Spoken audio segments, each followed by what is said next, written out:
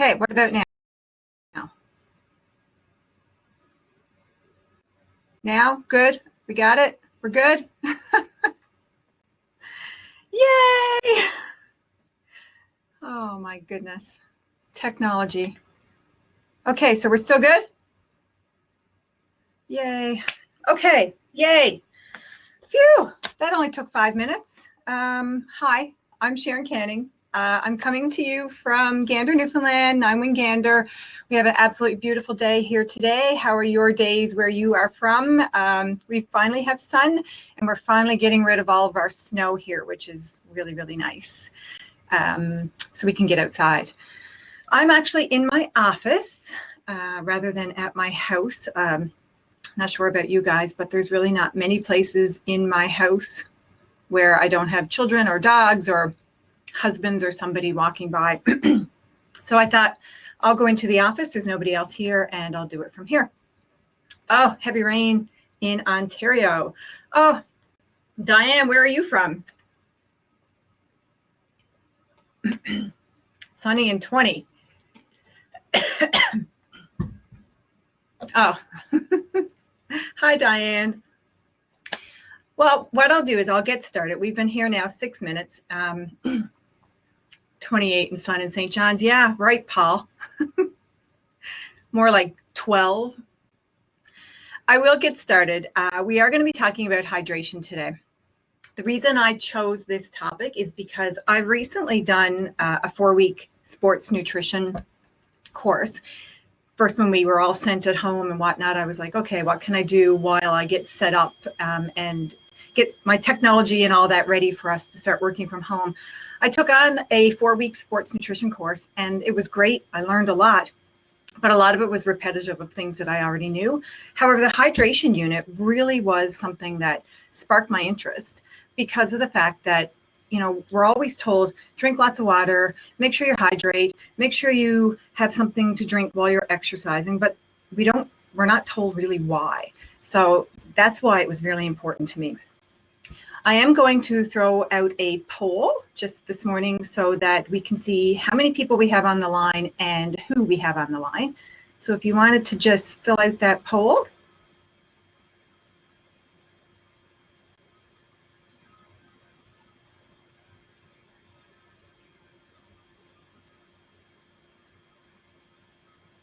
Oh, excellent. Wow. Lots of serving members. That's great. Perfect. Another thing too is I'm always great with people asking questions or putting out your comments. So anytime that you want to say anything or ask a question or give us an example of something that you've experienced, then just write it in the chat, and it's going to be pretty informal.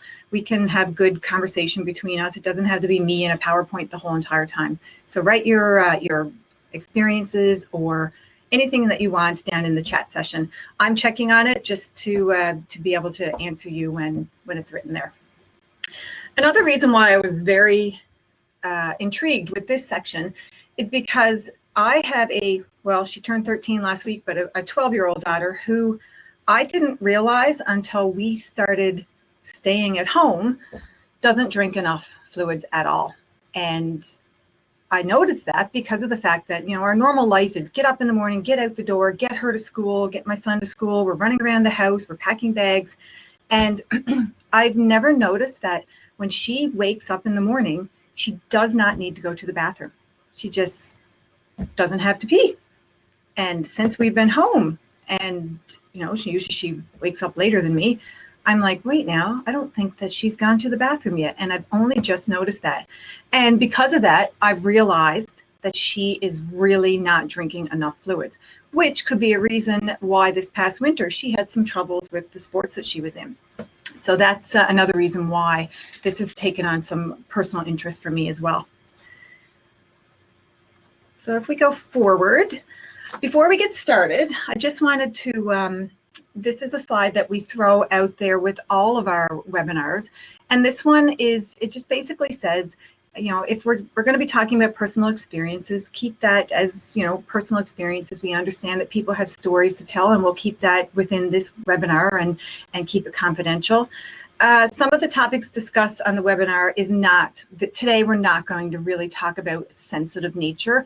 If you do have children that are listening right now, especially teenagers especially that are in sports or that do a lot of physical activity, that's fine for them to listen in. They will learn quite a bit today.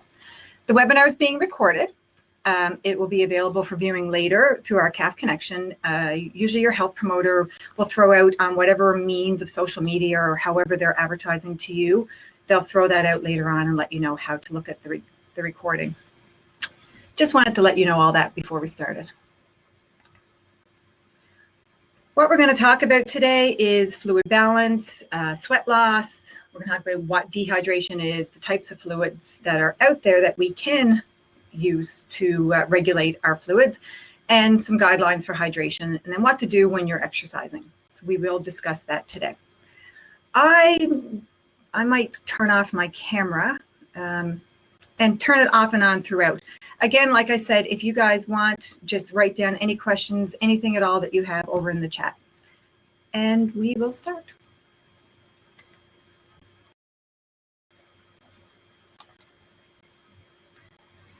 So did you know that 55 to 65% of the body is made up of water? And as you can see with this little guy right here, he has his body full of water. And then there's all sorts of little information around it of what we need water in our body for. It's the most important part of basically all living things. Our body is incapable of creating its own water, and therefore we need to get it externally. Water is a vital nutrient to the life of every single cell, and it regulates our internal body temperature for sweating and respiration. The carbohydrates and the proteins that our body uses as food are metabolized and transported by water in the bloodstream. Also, water assists in flushing out waste through urination. It acts as a shock absorber for our brain. It helps with our forming saliva, lubricates our joints, and all these little things that are written around the little man there. I'm sure you've all heard before that you can actually live for weeks without food, but only a couple of days in the absence of fluids. If you've ever been dehydrated before, any of us have ever felt like dehydration, been out in the sun too long, not gotten enough fluids throughout the day, or even been hungover, then you will know that the experience of dehydration is a very unpleasant one. If you look at the two little slides on the side, actually Demio doesn't allow for us to do cool animations. So these were actually supposed to be fly-ins, but they're just there on the side. If you have a look at that, you'll see that 85% of our blood's made up of water. So if you're keeping yourself hydrated, what's happening is your oxygen levels in your bloodstream are going to increase because your body is going to be moving blood the way it's supposed to be moved. It means better circulation. And then if you have better circulation, obviously your energy is going to be increased. You're going to feel better. You're going to have more energy. If you have more energy, obviously you can be more active and your muscles will perform at peak performance. Another thing too is if you don't have enough water, or if you don't have the energy flowing through the oxygen flowing through your cells, then you could also be at risk of injury. So if you're exercising and you don't have enough fluid in your system, then you could end up hurting yourself in the long run. If you look at this slide here, this is a breakdown of all of your nutritional needs. These are all the nutrients that we need for our bodies to function correctly. And water is actually right there, number 4. If you have a look at that, it's over in the non-calorie section. Carbohydrates, fats, and protein all provide our body with energy in the form of calories. Water doesn't have any calories, but it is still vital for life. We just talked about that. Many of us are walking around in a slight state of dehydration, and we may not even know it because we may not feel thirsty. One thing that you should be very aware of is how much fluid you're taking in throughout the day. I have no problem with drinking water. I've got water at my desk all the time. I'm always drinking fluids. I have, a coffee in the morning. I'm drinking water all night long. I've never really had a problem with it. And like I said, when I took this course, I didn't realize that maybe my children were not consuming enough fluids throughout the day for their body to function correctly. You just assume that, you give them a water bottle, they go off to school, you give them a juice pack and they're going to drink, but they're in school all day, they're in activities all night, and you just can't monitor it. And again, like I said, I assumed that my children were drinking water as much as I drink it. If you're tired and you don't know why you're tired, if you have a bad day and you don't know why you're irritable, or you just don't feel right, or your muscles are weak, or you just kind of feel dizzy or lightheaded, that could be a sign of dehydration, a slight sign of dehydration.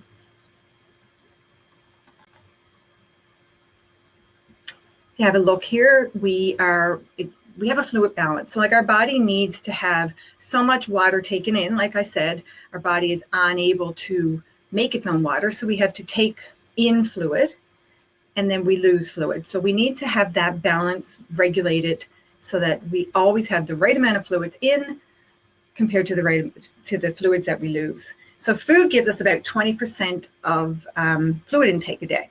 And actually, I'll show you a slide that gives you the amount of fluid that you get from foods.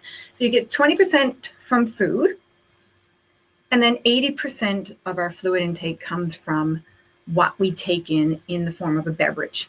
So drinks are very important. And drinks can include water. Water is obviously the best because of the fact that it has 0 calories, no sugar, doesn't have any other additives, there's no chemicals. So water is best. Flavored water is a form that we can take in. Soft drinks, milk, juice, coffee, tea, specialty coffees and teas like cappuccinos or iced cappuccinos or any of those fancy things you get at Tim Hortons. Those are all forms of fluid that you would take into the body.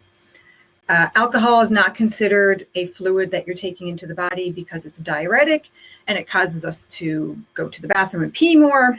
It affects our kidney function, so that's not considered a fluid that we take in. A lot of the times people have been told that drinking coffee and tea is not considered a fluid. However, a small amount of coffee and tea, caffeine is a diuretic as well, but a small amount is not going to make you urinate as much as alcohol. So coffee and tea are okay, and they're considered fluids that you would take in a small amount. If you're drinking 10 coffee a day, then you're getting an abundance of caffeine. Also, energy drinks, they are fluids that you're taking in, but again, they contain high amounts of caffeine and other chemicals and other just other substances that we don't really know how they affect our body. And we usually say that energy drinks are not something that you would take in as a fluid or as something especially that you would think is good for your body. That's a whole other presentation. We lose fluid through our urine, through our stool excretion, and through sweating. And when there's an imbalance between the intake and the loss, then we're going to be describing that as dehydration. Although very uncommon, we can also overhydrate. And this usually happens when people are in races, bike races, or running races for long periods of time. They tend to overhydrate. It's not that easy to overhydrate. Again, this happens with people who are losing a lot of sweat, especially on hot days, taking in maybe too much water and not enough electrolytes. It's very rare to overhydrate just in your everyday life.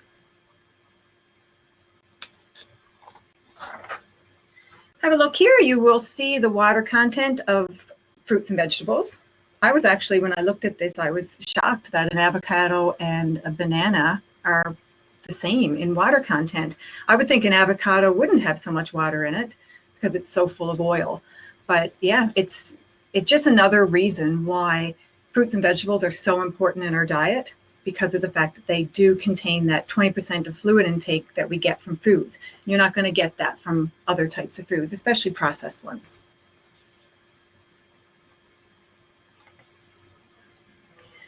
So, how many of us here in this group believes that they drink enough fluids a day?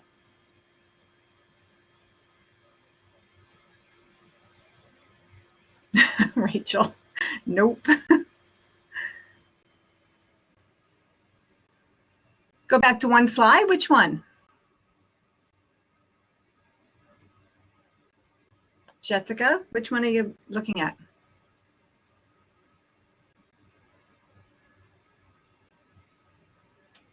Oh, yeah.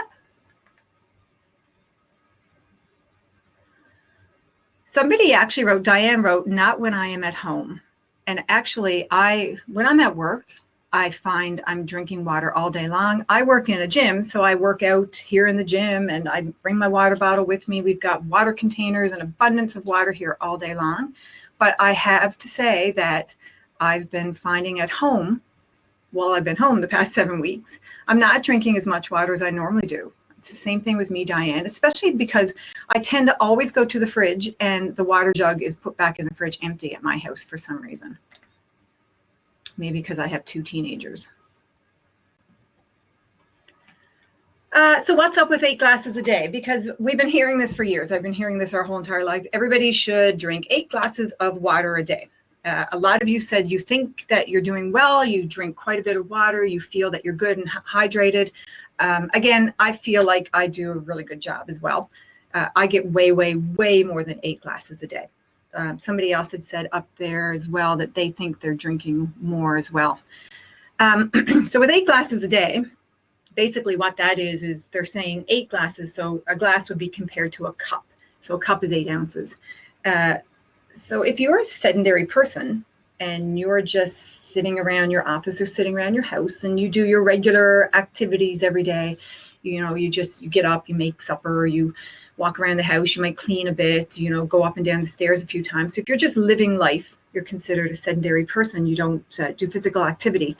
And if you're just hanging out in regular temperatures, then 2 liters of fluids a day is considered optimal if you don't have any other things going on. So 2 liters is pretty good, 2 liters of water a day. So that's 8 cups of fluids.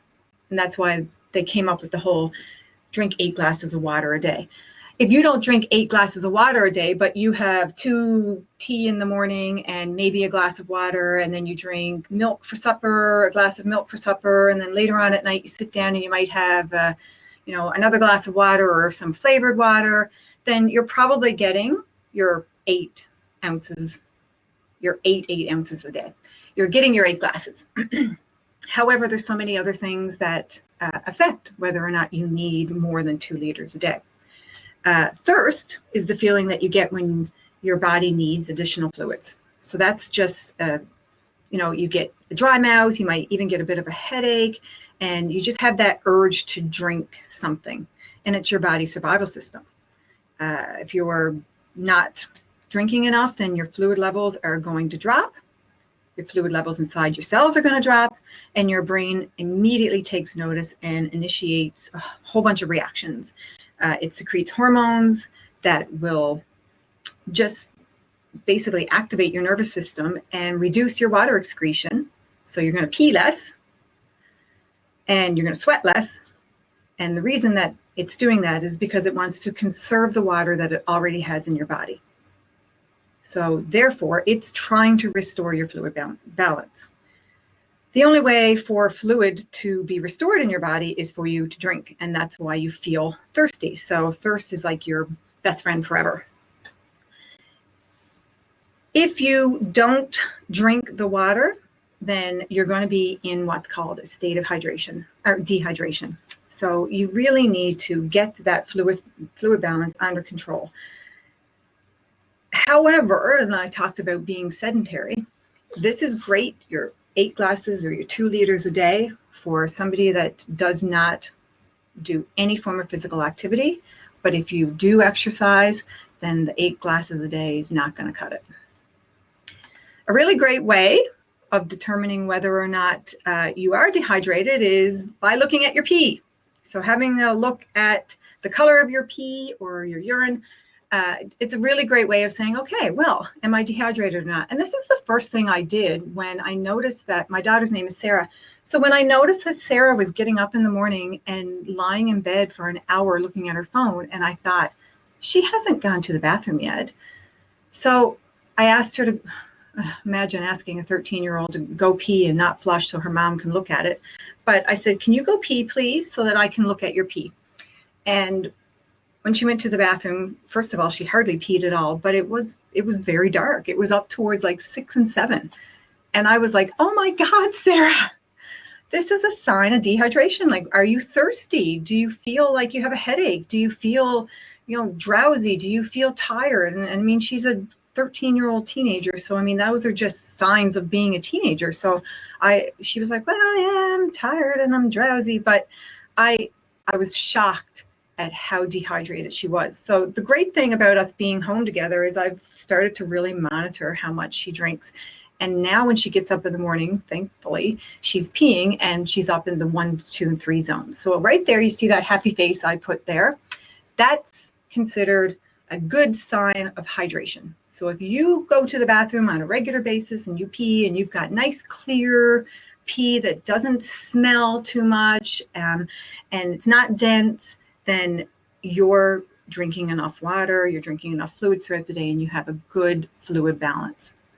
If you find that you're slipping more towards the 4, 5, 6, then that's a indication right there that, all right, you're moving more into a danger zone and you really need to take on more fluids. Those of you that said you don't drink enough a day, do you find that you're down in that 4, 5, 6 zone?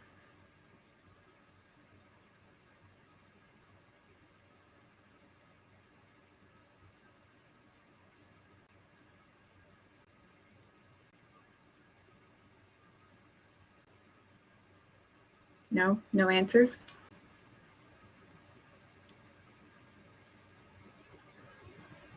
Color of your urine is really important, and that's what I taught her right away. And it just floors me. I just thought to myself, how is it that I have gone all this year? She went to grade 7 this year, so she went from an elementary school where they ate in their classrooms, they were monitored by their teachers. She had her water bottle with her in the classroom, and now she's in junior high and they're going to a cafeteria, and she would have to bring her water bottle to the cafeteria and drink there.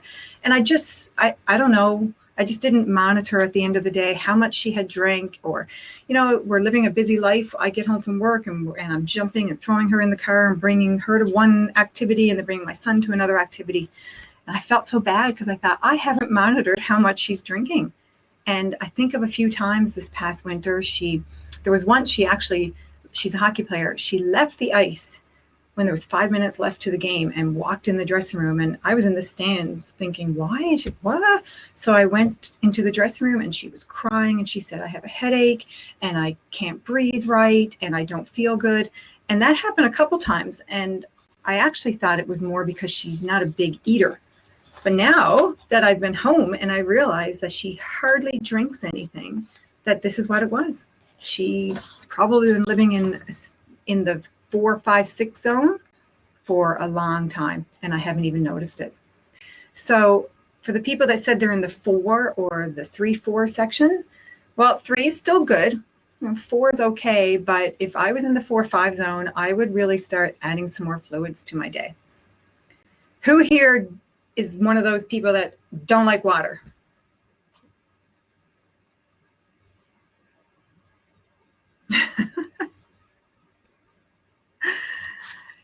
My daughter's the same way. She's like, I don't like water, Mom. So I've been giving her this water bottle all year long with water in it, and she hasn't been drinking it, or she's been dumping it down the sink at school.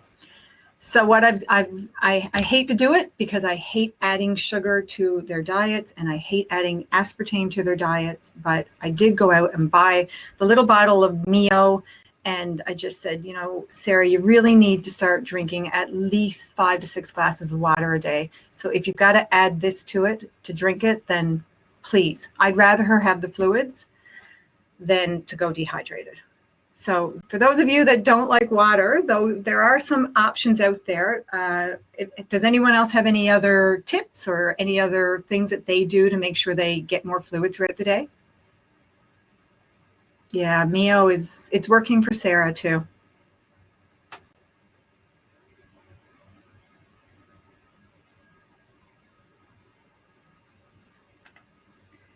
Other signs of dehydration. Smoothie, yeah, smoothie is a great one because you're getting your fruits and vegetables in there too. And oh yeah, a slice of lemon. There's nothing better than going to a restaurant and getting water with a lemon in it.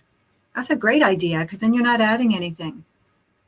Temperature is very important. I like water that's really, really cold, but some people say that they can only drink it if it's really warm. Yeah, Gatorade does have a 0 now, and actually we're going to talk about that one, the Gatorade. But it's Gatorade 0, but does it have a lot of aspartame?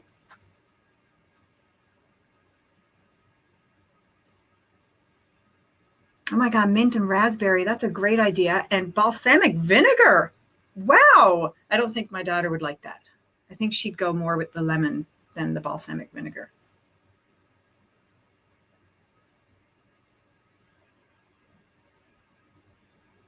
Okay, I'd like to see the Gatorade 0 and see what's in it, actually. Other signs of dehydration, and this is probably why I didn't realize that my daughter might have been dehydrated, is irritability, dizziness, constipation, fatigue. You might get headaches, which she gets a lot of. Also, she's irritable, and she's sometimes gets on my nerves because she's a teenager. So I just kind of thought that was what it was all about. Yeah, so there's all these types of things. You may even notice that you go to the bathroom less. Everybody here makes fun of me at work because I drink so much water, and I walk by our main office about every hour, and they're like, oh, Sharon's going to the bathroom again, because I pee all the time because I'm drinking all the time. But if you have less visits to the bathroom, if you're somebody that normally has to go every hour or every 2 hours, and all of a sudden you realize it's the end of the day and you haven't gone to pee yet, that could be a sign of dehydration right there. So just making sure that you're very aware of your body and what's happening. You may not even realize that you're irritable or dizzy because of the fact that you're just not getting enough fluids. You may even have weak muscles. I walked in here this morning, and as I was walking in, one of the girls was walking out, and she said, I feel so hungover today, and I didn't even have a drink or anything last night, but my muscles hurt, and I just don't feel good. And I said, well, are you dehydrated? And she was like, oh, I don't think so. And then we just started talking about it. And she was like, yeah, maybe I didn't drink enough water yesterday. So it's just a matter of being very aware of your body. So if you're going to then, I threw this blood 85% water picture back in there again, because when you lose part of that 85% of water in your blood, that's when you're going to have low blood volume. You're going to have less oxygen flowing through your system, and then you're not going to be able to perform as well. But you also could end up with kidney problems, heat exhaustion, or stroke, or even a seizure. It was suggested when I was taking apple cider vinegar, it tastes so much better. Oh, just adding it. How much do you add to your water, Ben?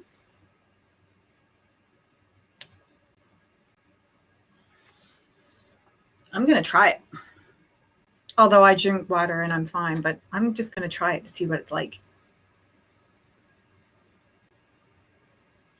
Okay. Oh, that's a new one.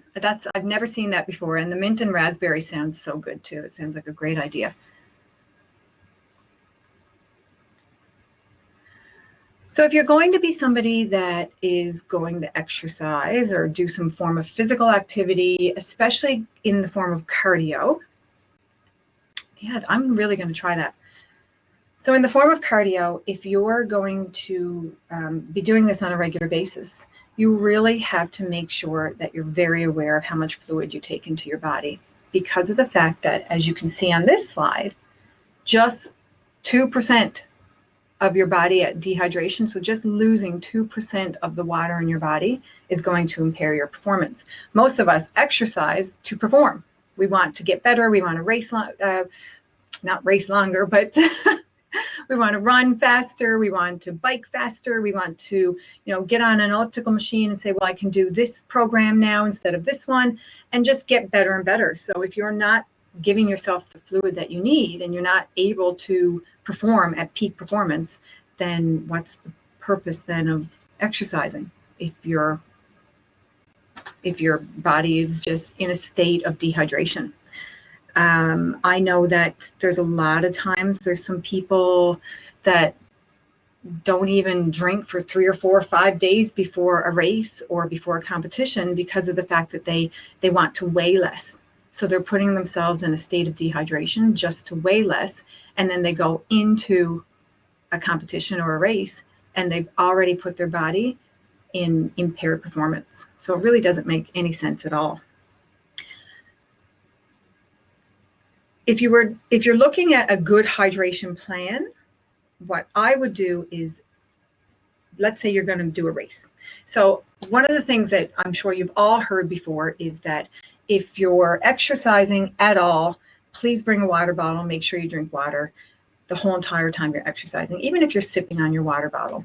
If you're going to exercise for more than an hour, that's when you're going to need to add some electrolytes, and we're going to talk about that next. But right now, for just fluid, before any workout at all, it's a good idea to hydrate with about 1 cup or maybe 2 cups of, so that's like not even, that's 16 ounces, 8 ounces of fluid about an hour before you exercise. So an hour before you exercise, just have some fluid. And that could be a coffee. So if you're getting up in the morning and you sit down and you have your coffee, and then an hour later you're going to go and take your run or go for a bike ride or anything that you do in form of cardio, then that's your coffee. Right before you go, about 15 minutes, 20 minutes before you go, just grab another 5 to 10 ounces of fluid. And then for every 15 to 20 minutes of activity, you should be drinking water. Again, that's on a regular, normal day. And when the weather is very, very hot, we're going to have to add some more fluid to that.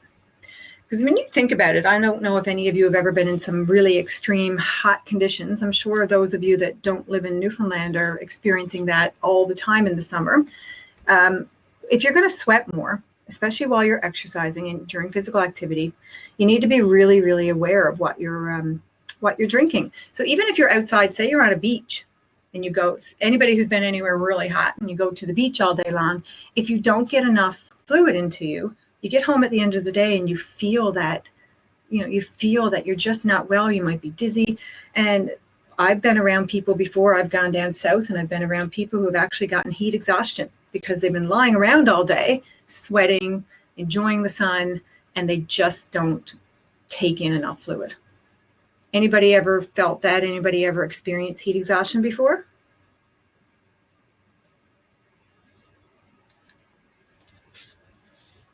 I've never felt it, but I have felt at the end of the day, you just feel tired because you've been in the sun all day and maybe you just didn't get enough fluids.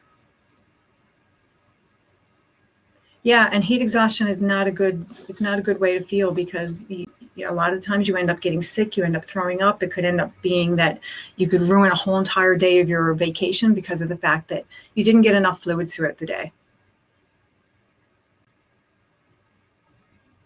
Possibly, but I don't like to think it was my fault for something so simple. Good one, Jessica.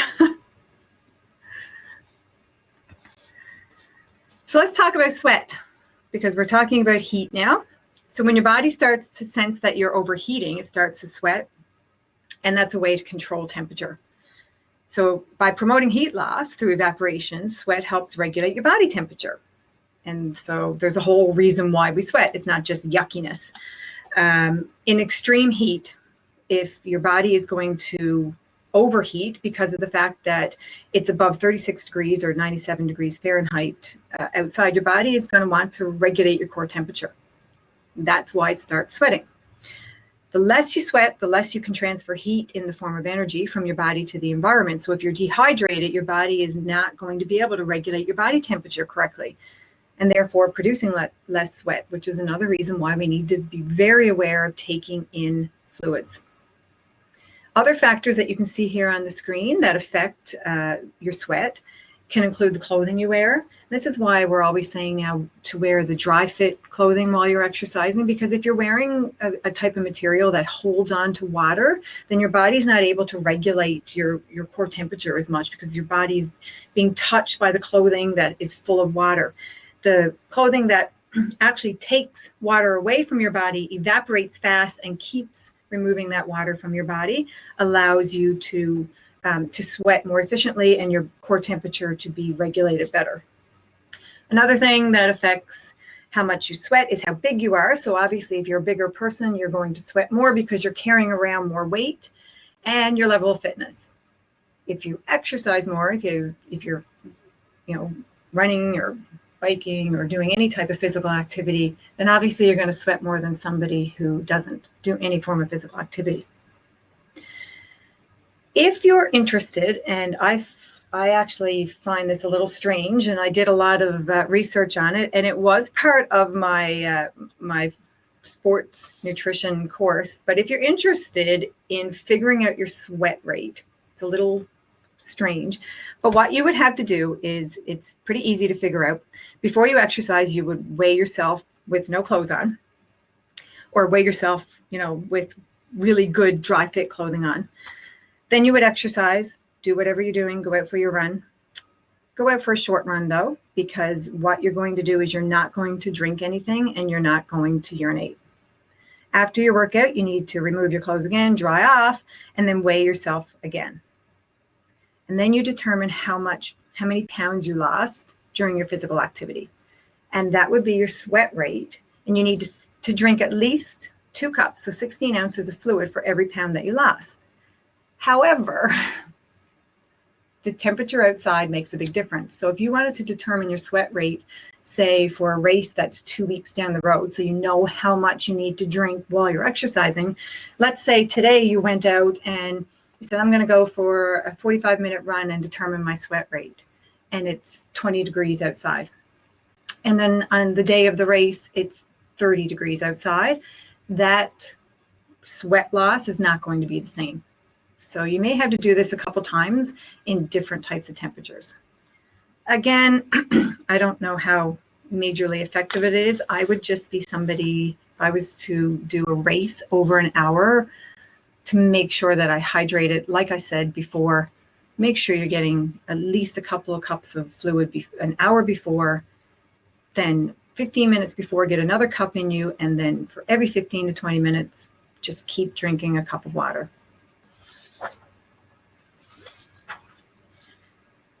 So what about electrolytes? What are they? You may be asking, you may be sitting here now, well, what about Gatorade? Like, should we be drinking Gatorade? And I know a lot of us that have children that are in sports activities, you see Sidney Crosby and he's promoting the Gatorade, and should they be drinking Gatorade while they're sitting on a bench playing a hockey game? And we wonder about this. So if you ask about Gatorade versus water, and Paul has already talked about G0, basically your sweat is not only made up of water, it contains electrolytes, which are minerals that are dissolved in our body's fluids. And electrolytes are basically sodium, potassium, magnesium, calcium chloride, and bicarbonate, sodium being a really important one. These are vital for normal functioning of the human body. Believe it or not, fruits and vegetables they're a great source of electrolytes. They contain a lot. So if you're eating fruits and vegetables on a regular basis, you're getting electrolytes.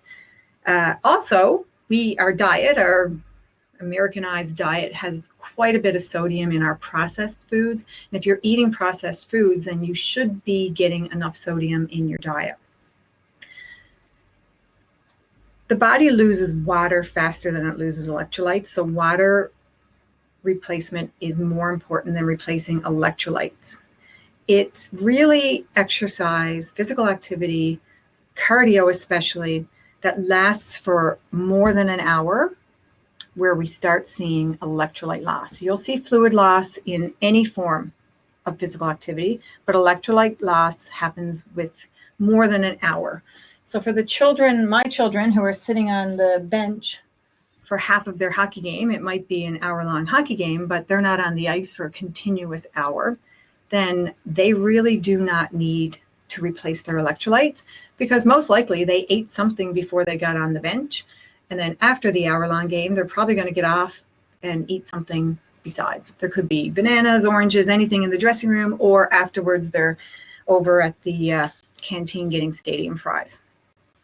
So because the body loses water faster than electrolytes, fluid replacement is vital. You do need to replace your electrolytes, however, if you're going to exercise for long periods of time. So marathon runners, anybody out for a run, especially in hot weather for over 45 minutes to an hour, you really need to replace those electrolytes. You need to be very aware of it. One thing about Gatorade is they've managed to give us exactly what we need in their one little bottle of Gatorade. So when you are exercising for more than an hour, you need to drink 4 to 9% of carbohydrates, which is sugar, for every 8 ounces, and 120 to 170 milligrams of sodium. So that's going to give you that good electrolyte balance, fluid balance, and it's going to replace your carbohydrates, your sugars that you need in order to keep going, give you energy. Yeah, Russack merches. How long do they usually go on? I'm from an Air Force base, so we don't see that often here. Oh, definitely. Yeah. So do you normally bring a Gatorade or something that has electrolytes in it?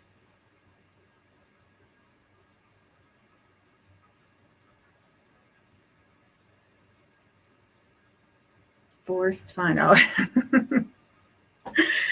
But Gatorade, actually, the real Gatorade, so the Gatorade and Powerade bottles that are just Gatorade or Powerade, they have that good balance. They know exactly how many carbohydrates you need per fluid, and then how much sodium you need per fluid as well. The G2, and now I guess there's a G0 out, they do not.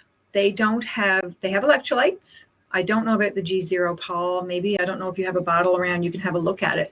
But the G2 does have electrolytes, but it has way less sugar, and they've replaced the sugar that they've taken out with aspartame or sucralose.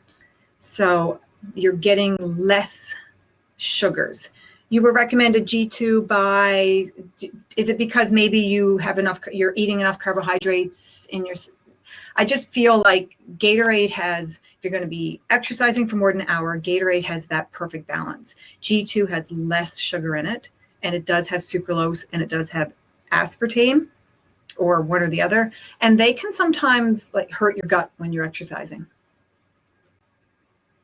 No, G0 is actually less, sorry. The regular Gatorade, if you're going to be doing physical activity for more than an hour, gives you the right amount of carbohydrates versus electrolytes and fluids. Not versus, sorry, compare as a ratio. Yeah, so great, Rachel. That's where I'm going next. Thank you so much. No, I don't think G0 is better, to Jessica. I think G0 probably has 0 carbohydrates, and that's not a good thing because you need to replace your carbohydrates while you're exercising. Yeah, so Rachel, thank you so much. Triathlon, 5 to 6 hours. So you're going to definitely need to replace your fluids. You're going to definitely need to replace those electrolytes. And as you can see, you do half OJ, half water, and a bit of salt. So that's great. You can fill your water bottle up with that. I just have a couple little recipes here. If you don't have time to run to the store, you're at your house and you think, okay, great, I'm going to go for a run now. I've got a bit of time, but I'm going to go for a good hour and a half run. I don't have anything here. I don't have a Gatorade. Maybe I'll stop into a store. Oh, I don't need to. I can do a mixture that I can throw in my fridge, because this one is a big one. 3 cups of water, a cup of orange juice, bit of lemon juice, some honey, and some salt. Or again, like you just said, just some juice, water. They added a bit of sugar.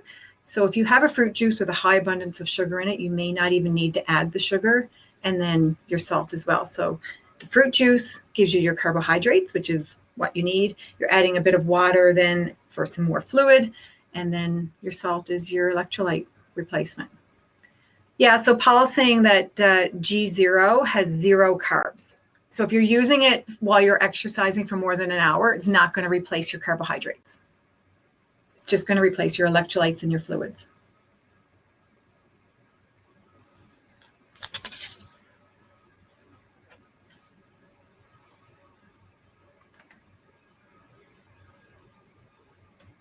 Okay, hydration tips. This is really where we are coming to the end of our presentation. I just wanted to say here, we all have individual sweat losses. There's a lot of people that when I'm here in the gym, they're sweating all over the machines, and they're looking at me and they're like, you don't seem to sweat as much as I am. We all have individual, sorry, Rachel, the salt is for the electrolytes. That's the sodium. Unless the juice has some sodium in it, you may want to look at that as well before you make your mixture, but not all juices right now contain any sort of sodium. Another thing too that I've also noticed that people are saying that they do use is just coconut water. People are saying that that's a great sport drink. And coconut water is actually doesn't have any carbohydrates in it. It is a good fluid replacement, but it does have a high abundance of potassium, which is one of your electrolytes, but it doesn't have any sodium. Sodium is something that we really need to focus on because you lose so much sodium through your sweat.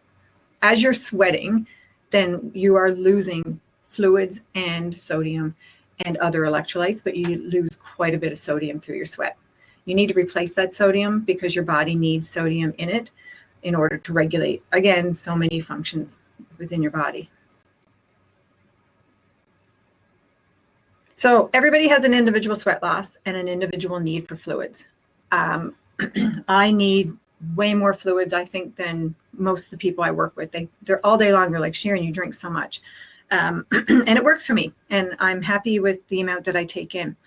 It's important to be very, very, very aware of how much you're drinking, what you're taking in, your bathroom trips. If you feel like you're somebody who's dehydrated more so than fully hydrated, you may have to take a couple days and just actually write down the amount of times that you go to the bathroom or how many times you have a drink of water, how much you're taking in. I actually, I have a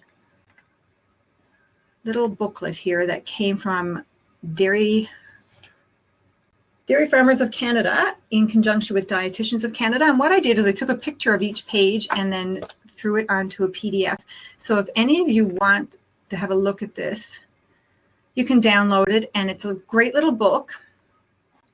I'm going to put myself back on here now. And there is actually, everything I've talked about today is in here, and there's actually a fluid tracker in there so that you can spend a bit of time, a couple of days, just writing down how much you go to the bathroom, how much you drink, what you're taking in, what types of fluids you're taking in, and just spend a couple of days doing that to see how you feel and whether or not your pee color has changed or anything like that. And it's a really great way. Actually, I might even bring that home and make Sarah start doing it, because never did I think I would have a child that would be so dehydrated. So if you wanted that, you can download that now if you want, or I can send it to you through email if you're not able to download now. It's in PDF form. If you can't print it at home, I can actually send it to you as just pictures if you want it to do that as well. But with hydration tips, again, like I said, we all sweat differently. We all need different amounts of fluids. Another thing too that I didn't mention is that if you're taking any type of medication, or even like a B vitamin, that might even change the color of your pee. So then you won't be able to look at it and determine whether or not you're dehydrated. So that's something that you may want to take into account as well, is whether you're on a medication. Some dyes in food can even change the color. So if you're eating something with a lot of dye in it, you may even have to check that out too, or cut back on what you're eating with dyes. So yeah, even a multivitamin that has a lot of B's in it may make a difference. I'm not sure if any of you take those on a regular basis. So fluid comes from more than water. We get it from our food. We get it from our coffee, our milk, all the other things that we're drinking. So remember, you got to be very aware of how much you are drinking throughout the day, and just don't rely on thirst alone. Actually, when you are doing physical activity, a lot of the times thirst is dulled because you're exercising, and you may not feel that thirst when you're actually very, very in need of water. So don't rely on thirst alone. Just make sure you've got your water bottle with you throughout the day. You've got a glass sitting next to you. I know at home, we're all at home right now. It's harder. Our lives are different. We're not doing the regular things that we normally do. So it is a bit difficult.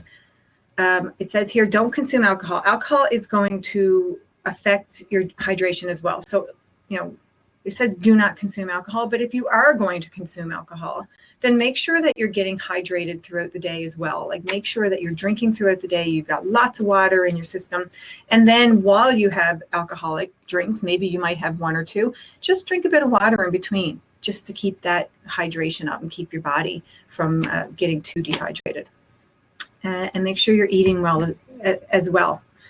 However, there's other factors out there that can affect your fluid balance. So if you are somebody that's going through hormonal changes or has hormone issues right now, you might have thyroid issues. They may affect how your body holds on or lets go of water. With hormonal changes, a lot of times women in menopause may have fluid retention, or they may be going to the bathroom too often. Same thing with pregnant women. You may have some sort of hormonal changes that may cause you to have that imbalance with fluid. Another thing too is if you eat too much protein, then your body is going to also have a bit of a fluid imbalance because of the fact that eating too much protein does cause a bit of dehydration. And those are other factors too that you may take into account and think, well, okay, I eat quite a bit of protein. I don't feel hydrated all the time, so I might have to cut back on my protein intake. But these are things too that you can talk to a doctor about, especially if you have hormonal changes, or if you're finding you're holding on to water too much, you have way too much fluid retention, your fingers are swollen, your ankles are swollen, or you feel that, you have puffiness. That's something you would have to go to a doctor and chat with them about. So this is really where we're coming to the end. Wondering if anybody has any questions. Oh, I lost the video and sound again, Aaron, sorry. Did everybody else lose it? Can everyone else hear me? Oh, good. Okay, good. Good.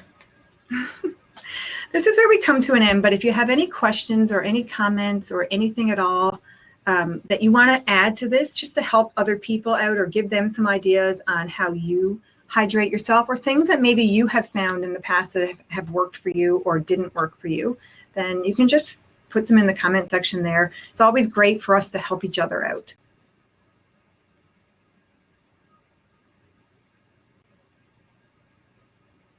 Anything else that anyone needed to know?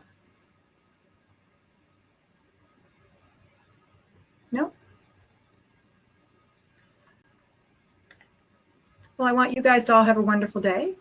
Like I said, it's beautiful here in Newfoundland. Yay, the sun is shining. I'm going to get out and I'm going to get for a run today, finally, because we haven't seen the sun much lately. So this is going to be an absolute great day for that. And just wanted to give you guys this little bit at the end. These are some resources that are out there for you right now.